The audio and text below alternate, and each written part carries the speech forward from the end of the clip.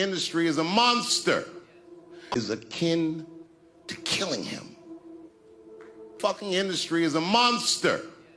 It's the same monster that these Me Too bitches was trying to tell you about. But they hate the monster for how it fucks. And I hate that monster for... I denounce anti-Semitism in all its forms. And I stand with my friends in the Jewish community. And that, Kanye, is how you buy yourself some time. I don't think Kanye is crazy at all. I think he's possibly not well. Controversial comedian Dave Chappelle has come forward to reveal shocking details about the entertainment industry's alleged agenda against rapper Kanye West. According to Chappelle, the Hollywood elite is out to get West, and he is the only one brave enough to speak out about it. Chappelle's recent interview has sent shockwaves across the entertainment world, with many questioning whether there is any truth to his claims. Stay tuned as we delve deeper into this developing story. According to Dave Chappelle, who is a longtime friend of Kanye's, the rapper has been speaking out against some of the power players in the entertainment industry, calling out their shady practices and calling for change. And we all know that when you mess with the establishment, they don't take kindly to it. Apparently, Kanye's outspokenness has made him a target for some of these bigwigs, who see him as a threat to their power and influence. And they're not afraid to use some dirty tactics to take him down. Not only that, there are some very powerful people who would rather see Kanye's silence than continue to stir the pot. And they're not above resorting to some shady tactics to achieve their goal. Dave Chappelle, the American comedian, also reveals some interesting truths about Hollywood elites. The celebrity has been a part of the industry since he was a teenager, and his revelations have shook the entire world. In an interview with Oprah Winfrey, Dave explained that how he suffered severe stress in his early years and the people in the know had tried to use it as an opportunity to control him. Trying to get me to take psychotic medication. Yeah, like I'm sitting around, I was stressed out, but the people that were telling me I was insane, I believe that they knew. We all already know that Dave is very intelligent, and he had always known that these things were happening, and that's why he chose his battles wisely. He claimed he had seen things happen. I've heard the stories of what happens, and I've seen these kinds of things. Dave further said that, in fact, for him, he discovered that running away was the best way to detach himself from these evil people as they tried their best to squeeze the life out of him. Well, we all now know what they do. Either they diagnose someone wrongly so that they get access to them and put them on the wrong medication. If that strategy doesn't work, they will just call you crazy so that society writes you off, or do both. Remember when Kanye said that the industry is killing people as sacrifices and no one believed him and called him crazy? Well, now what do you think? Yeezy fans have stood by their idol through thick and thin, saying, "I've never doubted Kanye up to this day. I believe everything that comes out of his mouth." Another added, "The industry is wicked to the death." Well, if you aren't living under a rock, then you must know that Kanye West's appearance in the Paris fashion show caused quite a stir and grabbed headlines from multiple media outlets. Despite the criticism he faced for sporting a White Lives Matter t-shirt, his polarizing viewpoints persisted, resulting in several people distancing themselves from him. In fact, Kanye even publicly called out P. Diddy for allegedly abandoning him when he needed support the most. As a result, it appears that Diddy has reached his limit with Kanye's actions and is now threatening to use him as a warning to others. Not only that, Kanye West is claiming Diddy fought Drake at his Yeezy Season 1 fashion show, and Jay-Z had to jump in to break it up. You had Puff Daddy. At that time, Puff Daddy had beef with Drake.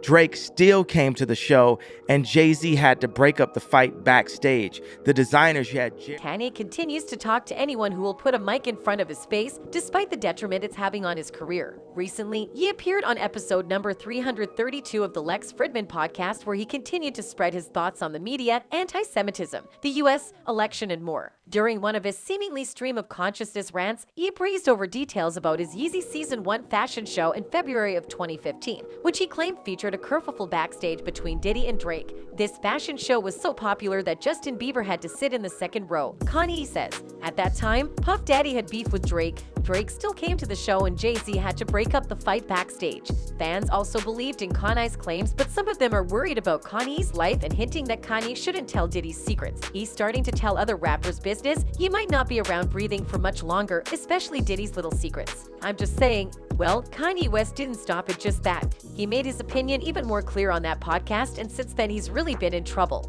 Well, he said quite a few things that stuck with folks. His opinion was so controversial that the interview was removed from YouTube. But as far as Meek Mills, Puff Daddy, whoever, none of these, all you fake hard, you. Wait, hold on. Okay. All you fake hard, West criticized Jay-Z for not reaching out after Kim Kardashian was robbed at gunpoint in Paris. According to NME, while on his St. Pablo tour in Seattle, West told the crowd, "Don't call me after the robbery and say how you feelin'. You want to know how I'm feeling? Come by the house. Bring the kids by the house. Like your brothers? Let's sit down." He added, "I can't take this shit, bro. Our kids have never even played together." During West's Sacramento show, he went after Jay-Z again. "Call me, Brett. You still ain't calling me. Jay-Z, call me. Brooke, I know you got killers. Please don't send them at my head. Just call me. Talk to me like a man." Shortly after his performance, West was hospitalized for exhaustion and forced to cancel the rest of his tour. Meanwhile, a source had told Page 6 that Jay-Z was only able to handle West in small doses. Jay can't stand him. They said he looks at him as this crazy, eccentric mother.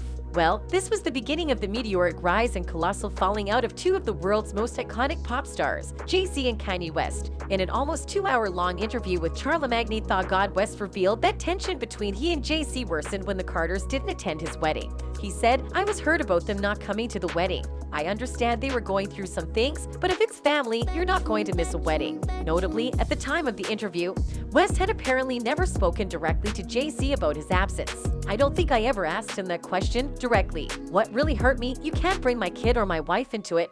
Jay-Z later said in a radio interview, "We've gotten past bigger issues, but you brought my family into it. Now it's a problem with me." The 99 Problems rapper added, "You know it's a problem because me and him would have been talked about it, been resolved our issues. And he knows crossed the line. He knows, and I know he knows. Pause. We've never let this much space go between one of our disagreements, and we've had many. That's part of who we are." Well, fans are taking Kanye's side because they believe that Jay-Z's intentions are not pure. One of them tweeted, "The Jay-Z-Kanye feud goes deep." But, as you know already, Kanye West has never been the one to shy away from talking about the dark side of the music industry. Let's hear what he has to say. Right now, go to Apple Music. Let's load up the top 10 songs. I guarantee you they're promoting black serial killing. Absolutely. He very explicitly states that the media is making money on the sacrifices of black people, and as a result of these fierce claims, the system canceled him. Public has huge respect for Kanye as he stood his ground against this cruelty. The truth is this, a bunch of young black male rappers keep dying. You know who's not dying? Record executives. The record executives that push for them to continue to make songs and create a culture that is Kanye's fears aren't unfounded. Black artists and rappers keep getting murdered violently right, left, and center. It is stupid to believe that it has nothing to do with the culture being promoted through their music. And the ones responsible for it are their record labels that are pushing young black men into violence and drugs so that they can make money off of it. They're promoting black. The red media is making money off of blacks being serial killers to each other. Also misogynistic.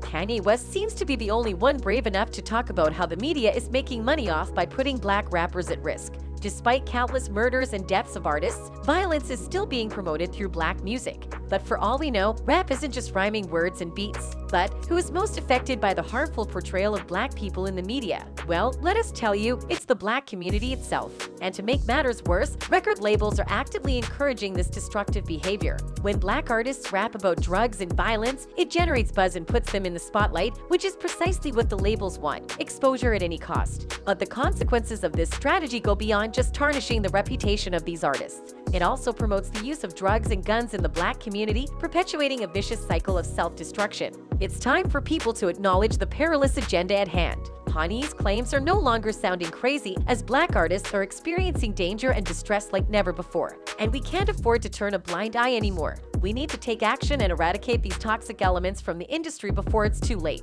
That's it for today, folks. Until next time, goodbye.